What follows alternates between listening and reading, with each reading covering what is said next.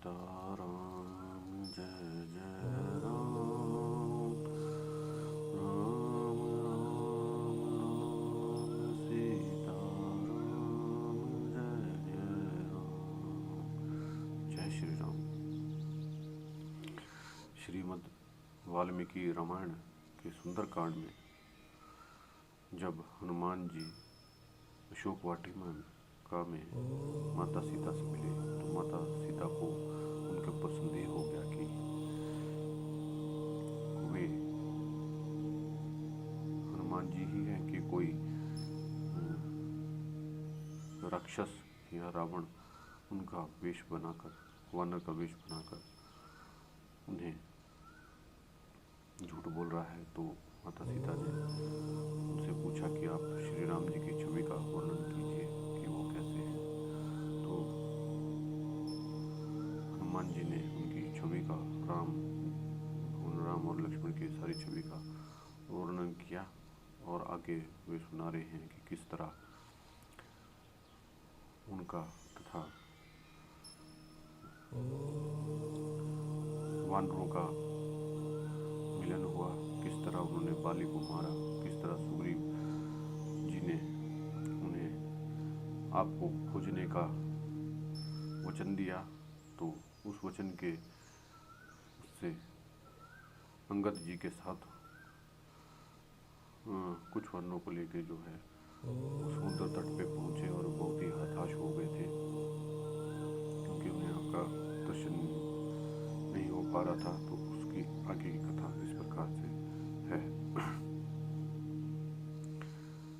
विचित्य गिरिदूर्णानि नदी प्रशस्त वणिनि च अनासाध्य पदम देव्यः प्राणाम स्तुक्तम व्यथिता। पर्वत के दुर्गम स्थानों में नदियों के तटों पर और झरनों के आसपास की सारी भूमि छान डाली तो भी जब हमें देवी सीता आपके स्थान का पता न चला तब हम प्राण देने के लिए तैयार हो गए। मरणांत उपवास का निश्चय करके हम सब के सब उस पर्वत के शिखर पर बैठ गए। उसी समय समस्त वानर शिरोमणियों को प्राण त्याग देने के लिए बैठा देख कुमार अंगद अत्यंत शोक के समुद्र में डूब गए और विलाप करने लगे। विधेय नंदिनी, आपका पता न लगने, वाली के मारे जाने, हम लोगों के मरणांत उपवास करने और जटायु के मरने की बात पर विचार करके कुमार अंगद को बड़ा दुख हुआ था। स्वामी की आज्ञा का पालन से निराश होकर हम मरना ही चाहते थे कि देववश हमारा कार्य सिद्धि करने के लिए गृहराज जटायु के बड़े भाई संपाति, जो स्वयं ही गिद्धों के राजा और महान बलवान पक्षी हैं, वहां आ पहुंचे। हमारे मुख से अपने भाई की वध का चर्चा सुनकर वे कुपित हो उठे और बोले, वानर शिरोमणियों, बताओ मेरे छोटे भाई जटायु का वध किसने किया और वह वहाँ मारा गया? यह सब वृत्तांत मैं तुम लोगों से सुनना चाहता हूँ। तब अंगद ने जन स्थान में आपकी रक्षा के उद्देश्य से जूझते समय जटायु का उस भयानक रूपधारी राक्षस के द्वारा जो महान वध किया गया था वह सब प्रसंग जूं के जूं सुना दिया। जटायु के वध का वृत्तांत सुनकर अरुणपुत्र संपाति को बड़ा दुख हुआ। विरोध रहे, उन्होंने ही हमें बताया कि आप रावण के घर में निवास कर रही हैं। संपाति का यह वचन वानरों के लिए अत्यंत हर्षवर्धक था। उसे सुनकर उन्हीं के भेजने से अंगद आदि हम सभी वानर आपके दर्शन की आशा से उत्साहित हो विंध्या पर्वत से उठकर समुद्र के उत्तम तट पर आए। इस प्रकार अंगद आदि सभी हृष्ट पुष्ट वानर समुद्र के किनारे आ पहुंचे। आपके दर्शन के लिए उत्सुक होने पर भी सामने अपार समुद्र को देखकर सभी वानर फिर भयानक चिंता में पड़ गए। समुद्र को देखकर वानर सेना कष्ट में पड़ गई। यह जानकर मैं उन सब के तीव्र भय को दूर करता हुआ 100 योजन समुद्र को लांघकर यहाँ आ गया। राक्षसों से भरी हुई लंका में मैंने रात में ही प्रवेश किया और यहाँ आकर रावण को देखा। शोक से पीड़ित हुई आपका भी दर्शन किया। सती शिरोमणि, यह सारा वृत्तांत मैंने ठीक ठीक आपके सामने रखा है। देवी, मैं दशरथ नंदन श्री राम का दूत हूँ, अतः आप मुझसे बात कीजिए। मैंने श्री रामचंद्र जी की कार्य की सिद्धि के लिए ही सारा उद्योग किया है। आपके दर्शन के निमित्त मैं यहाँ आया हूँ। देवी, आप मुझे सुग्रीव का मंत्री और वायु देवता का पुत्र हनुमान समझे। देवी, आपके पतिदेव समस्त शस्त्रधारियों में श्रेष्ठ कुकुस्त कुलभूषण श्री राम जी सकुशल हैं और बड़े भाई की सेवा में संलग्न रहने वाले शुभ लक्ष्मण भी प्रसन्न हैं। वे आपके उन पराक्रमी पतिदेव के हित साधन में ही तत्पर रहते हैं।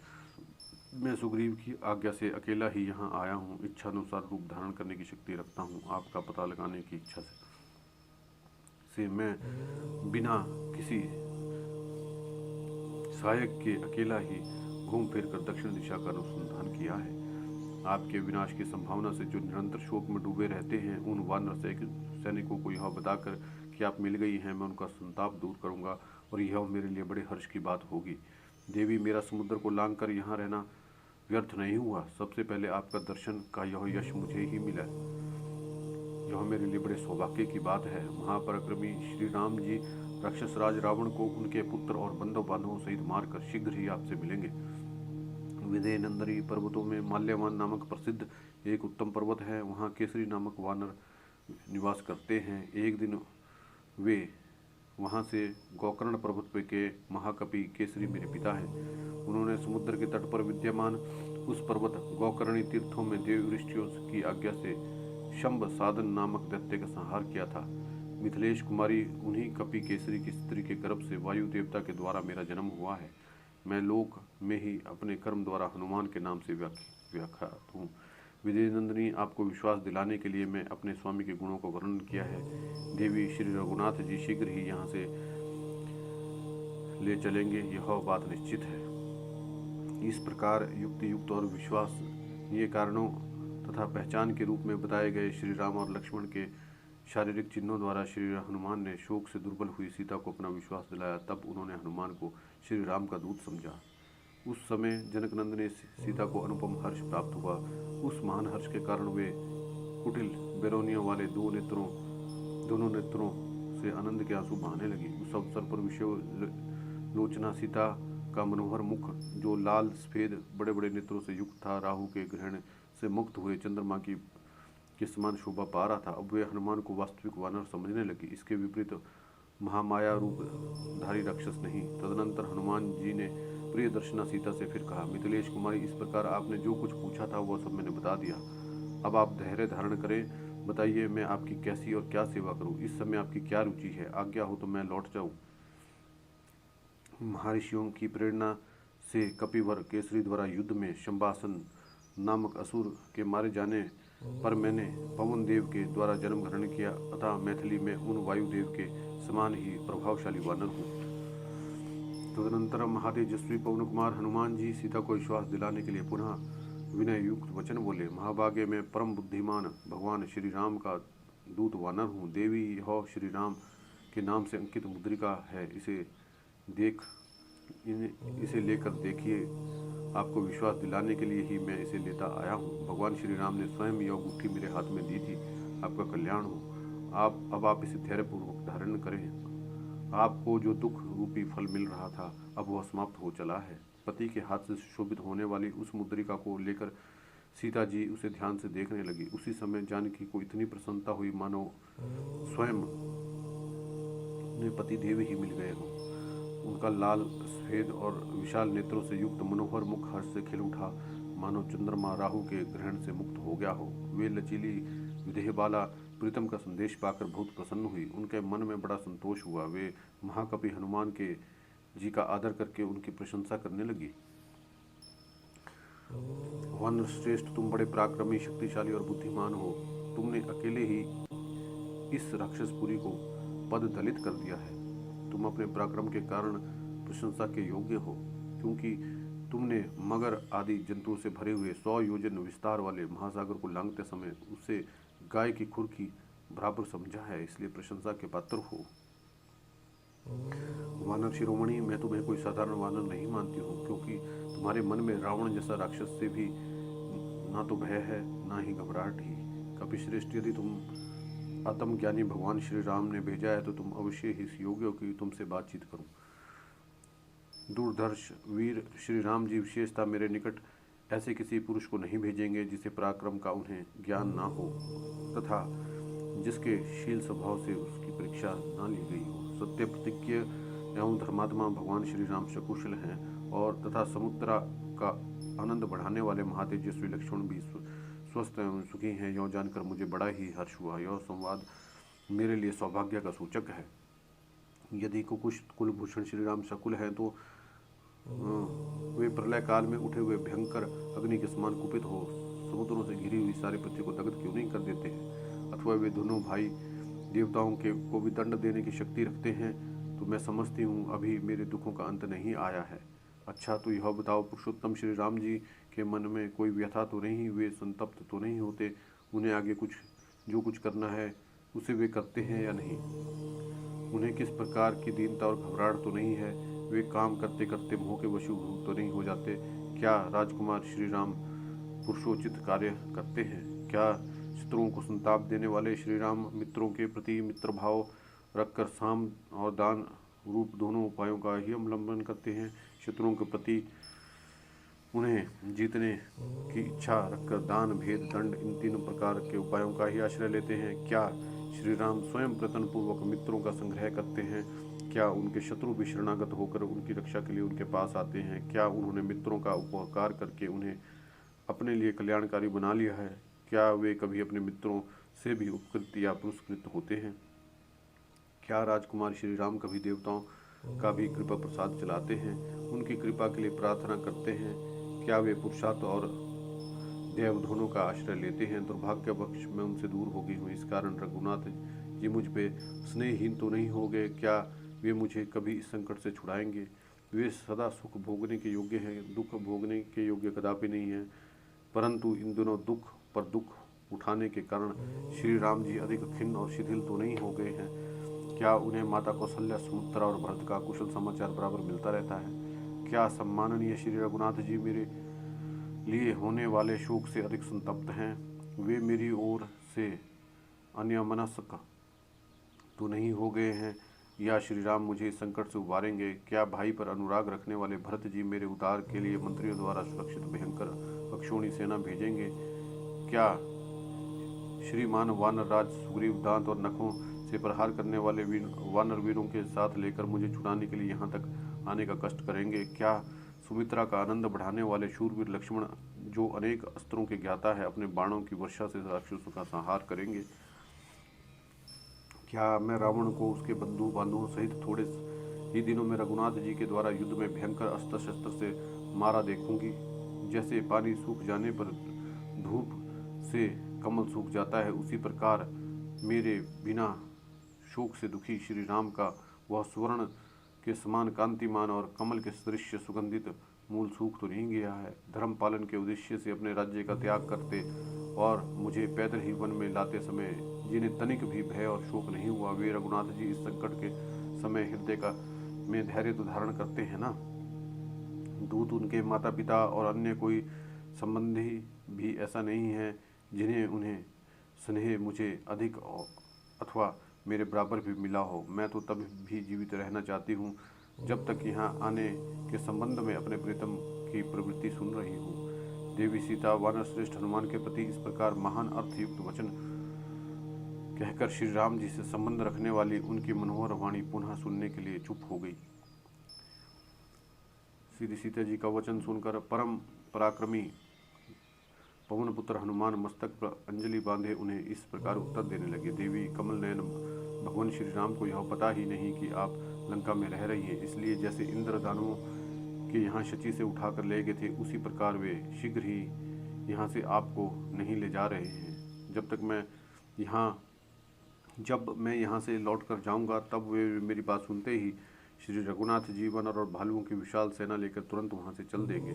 कुकुस्त कुलभूषण श्री राम अपने बाण समूहों द्वारा अक्षोभ्य भवसागर को भी स्तब्ध करके उस पर सेतु बांधकर लंकापुरी में पहुँच जाएंगे, उसे राक्षसों से सुनी कर देंगे। उस समय भगवान श्री राम के मार्ग में यदि मृत्यु देवता और बड़े बड़े असुर भी विघ्न बनकर खड़े होंगे तो भी उनका संहार कर डालेंगे। आर्य, आपको ना देखने के कारण उत्पन्न हुए शोक से उनका हृदय भरा रहता है, अतः श्री राम सिंह से पीड़ित हुए हाथी की भांति क्षण भर के लिए भी चैन नहीं पाते।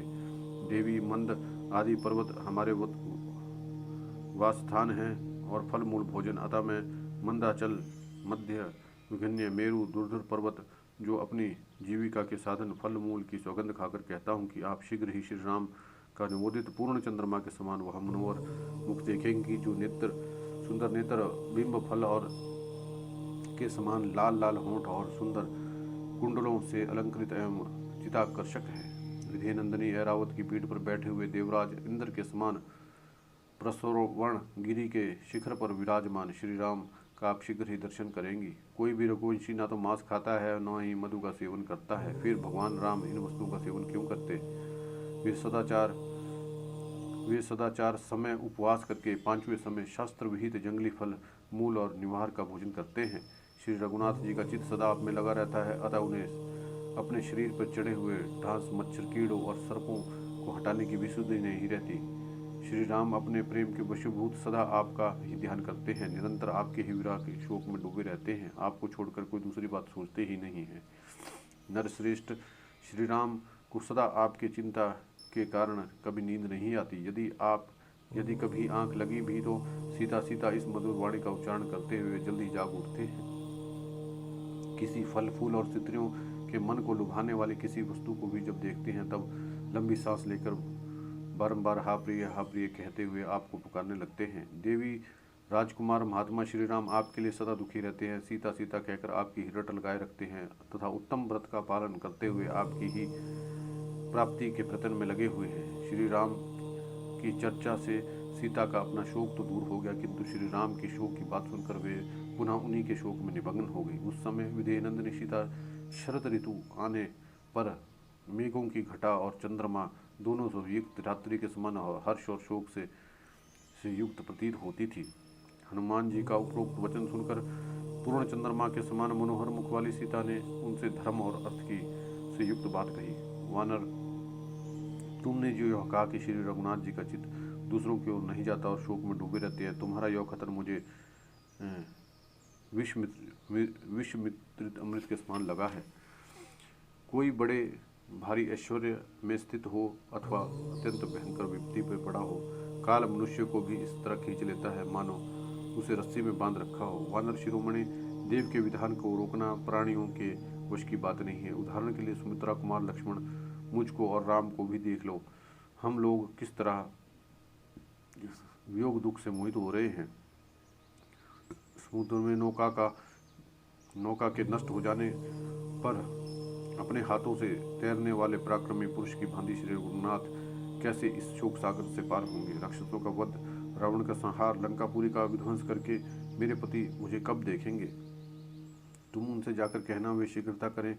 यह वर्ष जब तक पूरा नहीं होता तब तक मेरा जीवन शेष है। वानर, यह 10वां महीना चल रहा है, अब वर्ष पूर्ण होने में 2 ही मास शेष है। निर्दयी रावण ने मेरे जीवन के लिए जो अवधि निश्चित की है उसमें इतना ही समय बाकी रह गया है।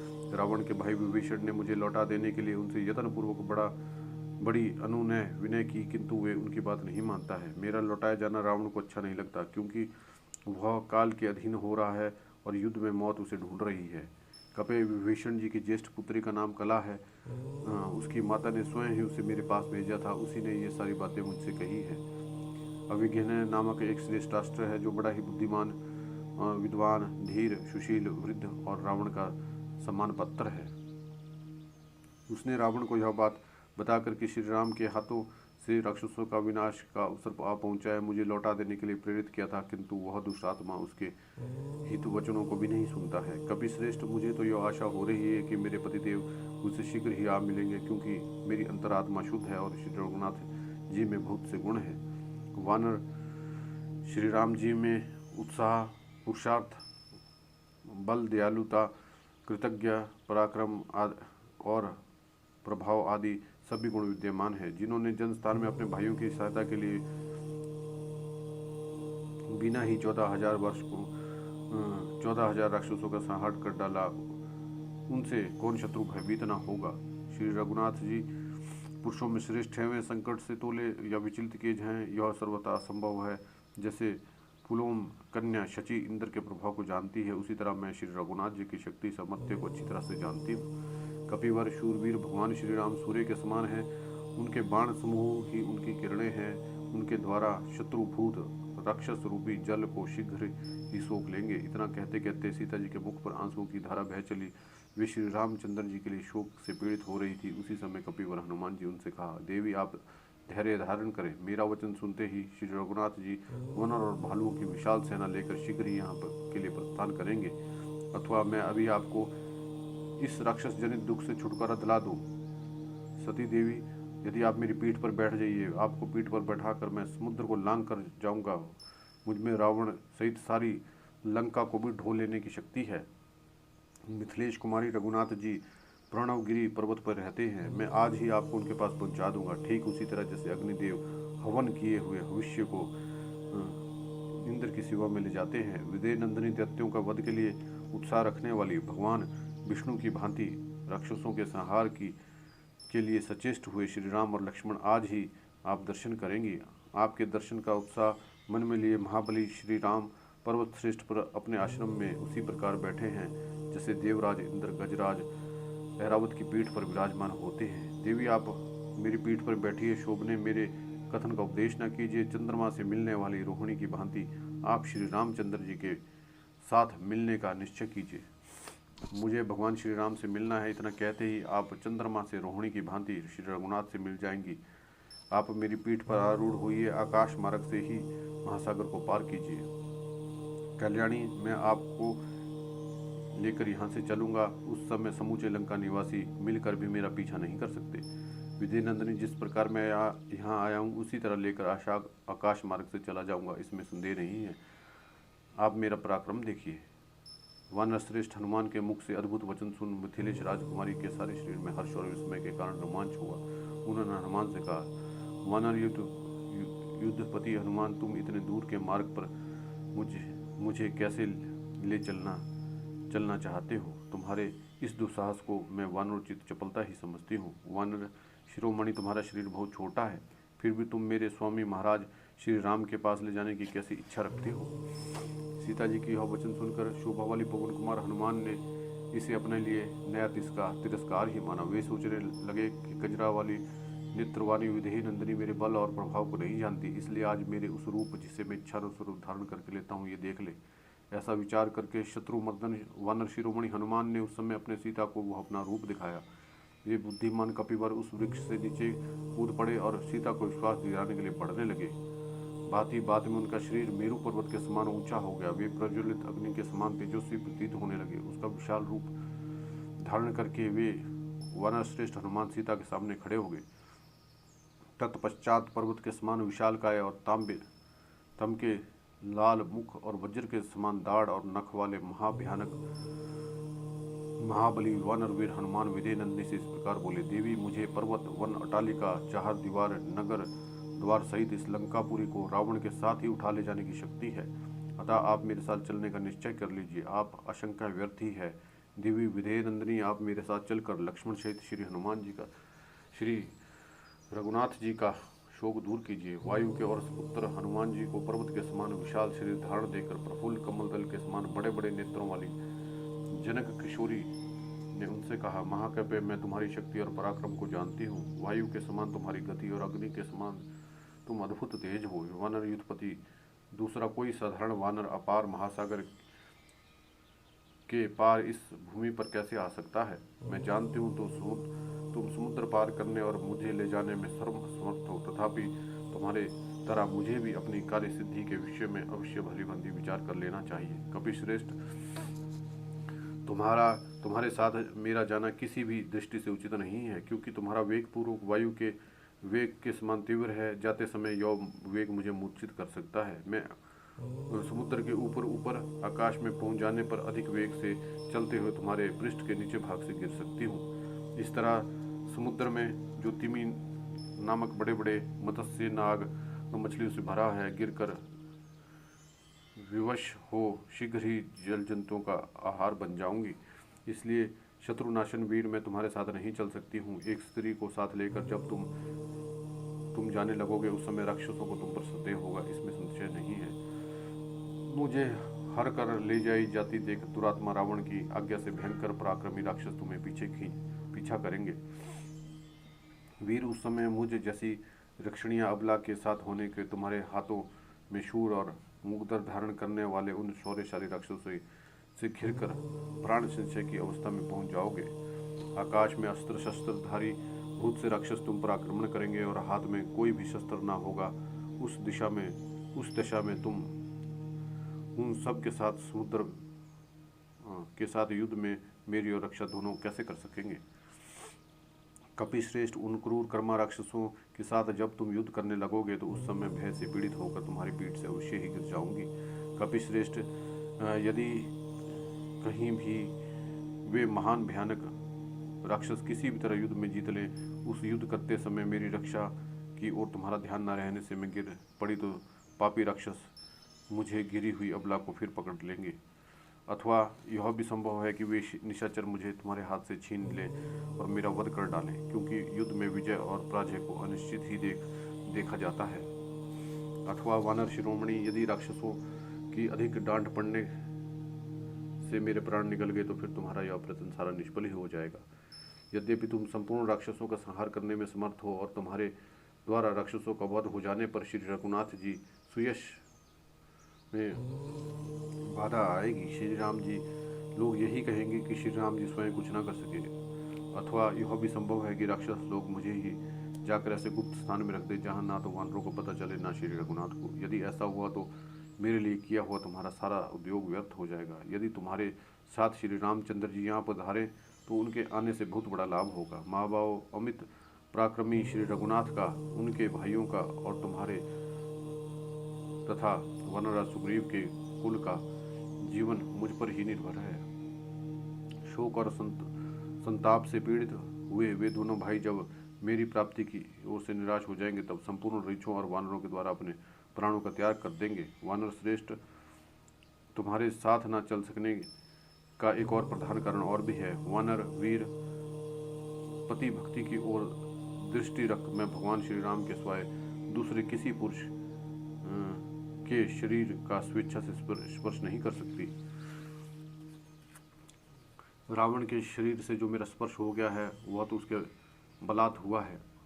उस समय मैं असमर्थ और अनाथ और बेबस थी तो क्या करती। श्री रघुनाथ जी यहाँ राक्षसों सहित दशमुख रावण का वध करके मुझे यहाँ से ले चले तो वह उनके योग्य कार्य होगा। मैं युद्ध में शत्रुओं का मर्दन करने वाले महात्मा श्री राम के पराक्रम अनेक बार देखे और सुने हैं।